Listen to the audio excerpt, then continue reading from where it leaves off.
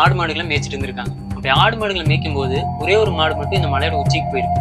இதை பார்த்த உரிமையாளர் அதை பின்தொடர்ந்து போயிருக்காங்க.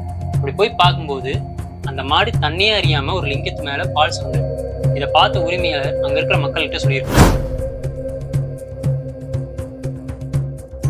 அதுக்கப்புறம் அந்த இடம் ஒரு சிவாலயமா கருதப்பட்டு மக்கள் வழிபாட்டுக்கும் வருது, ஒரு புனித ஸ்தலமாகவும் மாறுது. இப்போ இந்த ஃபாரஸ்டாக இந்த இடம் பசு மாடுகளை இங்கே மேயற்காக வரும். அந்த மேய வரும்போது பசு தன்னுடைய மடியில் இந்த பாலை தானாக அந்த லிங்கத்து மேலே சுரந்தது நமது முன்னோர்கள் கண்ணார பார்த்துட்டு கண்டுபிடிச்சி வழிபாட்டு கொண்டு வந்த ஸ்தலம். அன்னையிலேருந்து இன்னைக்கு வரைக்கும் மக்கள் கூட்டமாக இந்த மாதேஸ்வரன் கோயிலுக்கு வரதை நம்மளால கண்ணால் பார்க்க முடியும். திருவிழா எதுன்னு பார்த்தீங்கன்னா மாட்டுப்பொங்கல் தான் திருவிழா. அந்த மாட்டுப்பொங்கலை திருவிழா வச்சாங்கன்னா அந்த பசுவால் உண்டானப்பட்ட திருத்தலங்கிறதுனால